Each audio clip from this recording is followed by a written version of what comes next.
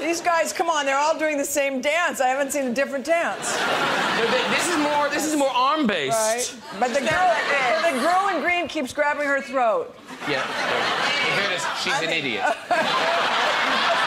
I think she believes in life after love. Do you think? I do. Should we see? It is! Life after love! What's it off of this? I don't want to use this. Do you want to go? I said, really don't think you're strong enough. You. Do you believe in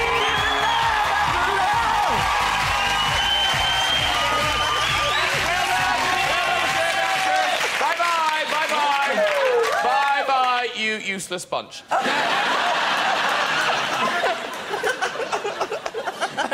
Kind is loving. I feel the auditioning process should have been longer. Right.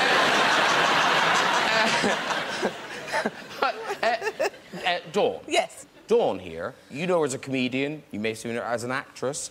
She's also now Yes. a lady novelist. I am. Yes. I am. Very good. And not just a lady novelist, a best-selling lady novelist. It's doing really well. Yes, it's doing very well, thank you. Really well. And how did this happen? Did you come up with a story, or did someone say, do you want to write a novel? Did you just lock yourself in a room? Well, a bit like you, I wrote an autobiography a few years back, and actually I dreaded writing that because I'm not a solitary person. You know, everything I've done has been with, you know, with a partner or in groups, you know, with the comic strip or Jennifer or whatever. So actually working on my own, I was not looking forward to that, and I loved it. I love writing. And I've moved to Cornwall now, so my desk looks out to sea. And so this experience of sitting there and visiting my own imagination, I can't think of anything better. I absolutely loved it. So then I thought, I wonder if I can write stories. I need to write them in the first person, which is what I do in this book, you know, speak in 3 different voices. Yes. And it's about a family, you know, that are kind of imploding, basically. And it's a bit sexy and it's a bit funny, I hope. Yes. And I just love doing it, absolutely love it. And obviously, I presume you were writing it through quite a kind of turbulent time in your own life. Kind of.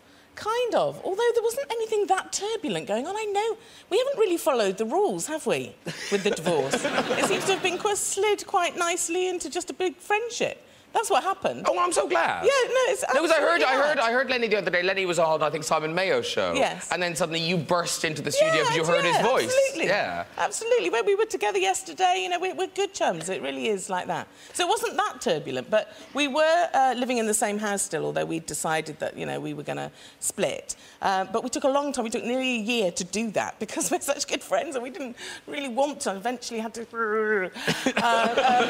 There's a moving van outside. I wonder what they want.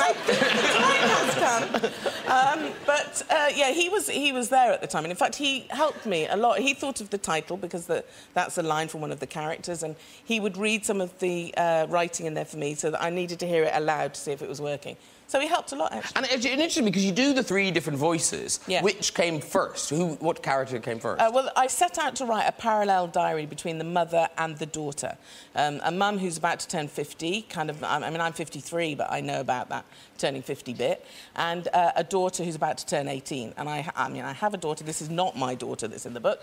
But I know that kind of teenage stuff. So I set out to write that. And then I wanted to write about their brother who thinks he's channeling Oscar Wilde. And I reported his speech a lot in the book, and then I thought, actually, I love writing this character. So I stopped, I read a lot of Oscar Wilde, and then I started to write again with his voice.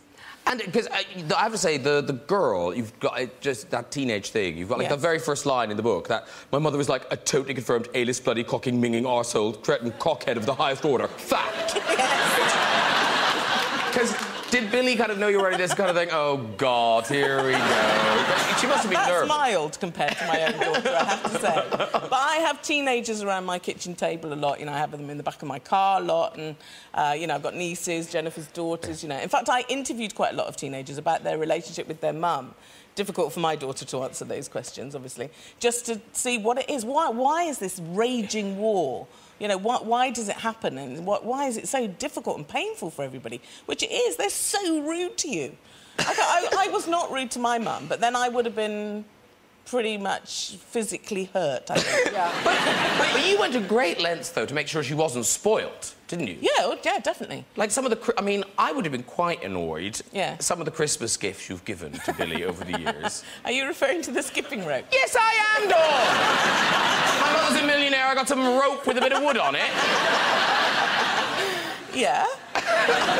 Because you talked about how difficult you found it being a celebrity and a mother at the same time. Yes. And how difficult your kids found that. Right.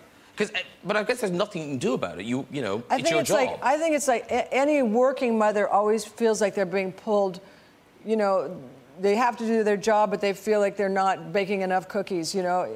I think it was difficult for me. Plus, I was really...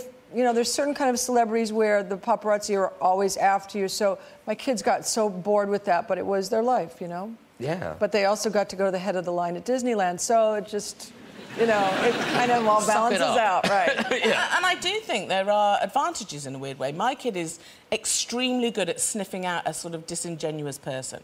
She can do that quicker than I can. She'll say, avoid that person. You know, she sees people that are after the wrong thing very quickly. All right. And of course, Dawn, you are back dating again. Newly single, yes, Newly single, I am. Yes. dating. And, no, I didn't say I'm dating. But going on dates. I've never said I'm dating. Going on dates. Yes, having a bit of fun, yes. Yes. A few gentlemen callers. Yes. Yes. Which is great. No, it's real for you. Because you know, people loved you and then you'd be together and then we were sad when you weren't, but it's great that you're happy. Nothing to be sad about. Good. But because you were together with Lenny for so long... Yes. Then... I presume there's a lot of press speculation about kind of, you know, ooh, is she going out with somebody new? Yes, there is, So, how do you go on a date? Quite quietly, at night in the dark. Dogging? Is that what you're saying? Dogging? No. Actual dog walking, yes, I do that. Oh, you go for a walk? That's a nice date. I'm actually extremely what's bad dogging? You don't want to know. I'll tell you later. Okay, Yeah. Can you imagine people coming home from the lay-by? Was that Cher? It is strange, though, because I realise that I'm completely rusty on the old flirting thing. You know, you do a bit of flirting, don't you, when you are married? A little bit, because it's all... You know it's not going to go any further, and that's... But when it could, I'm extremely bad at it. A chap took me out to the pictures just recently, and we... Oh, God! And we got back to my house and he opened the car door and we got out and we walked up the steps to the... And I suddenly realised it was that moment. That moment, you know, just when... In fact, stand up, I'll show you exactly what happened. Sorry. Okay, so you coming towards me a bit like... OK, so it's... that was fun. Yeah, that was great. Great.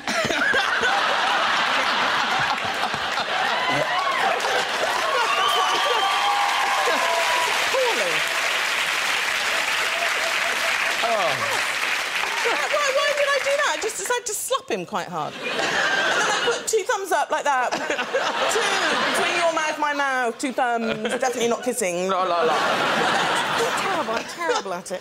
Now, listen. It's been established there are some Cher fans in the audience. There are Dawn French fans too. Oh, I know. I bow. There are Dawn French fans too.